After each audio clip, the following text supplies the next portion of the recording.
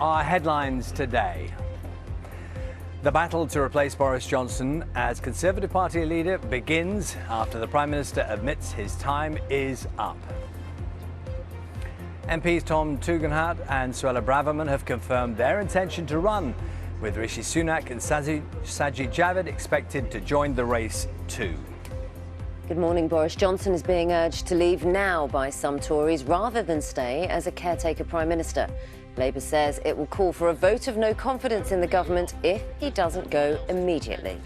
Well, let's have a look at some of the front pages, see how they're reading the story this morning. We'll start from the front page of the Times there, using that picture from just where we are now, directly outside Downing Street. And one of the quotes there from yesterday: I've tried to persuade my colleagues that it would be eccentric to change governments, but when the herd moves, it moves. Many people, have been picking over very closely the words of the Prime Minister yesterday. Some of the papers are using some of the shots you may have seen earlier in our reports, which were just inside Downing Street. The family moments, I believe this shot was immediately afterwards. You understand that the personal photographers are inside Downing Street and take some of these images, kiss goodbye. And those were the pictures from the Sun. Very different take in The Guardian, as you might imagine.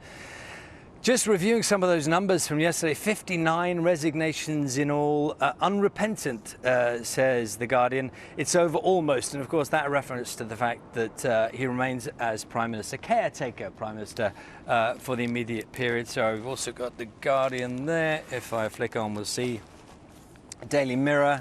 Leave means leave, Boris. Clinging on for one last party. This is a reference, you may have seen this story, this is a reference to apparently the fact that Boris Johnson has planned a wedding bash at Chequers. I think this is in July 30th, just making reference to the fact that he will still be there. From Wimbledon, where the big news is that Rafa Nadal, the second seed, has withdrawn from the semi-finals due to injury. Yes, the dramatic exit by the two-time Wimbledon champion means that Nick Kyrgios now gets a bye into the final to play either Novak Djokovic or Britain's Cameron Norrie. They play their semi-final today. Climate change could benefit the UK's wine production. Researchers have found that over the next 20 years, more and more parts of England and Wales will become warm enough to grow wine grapes. Currently, there are over 800 vineyards in the UK, and the number is expected to grow.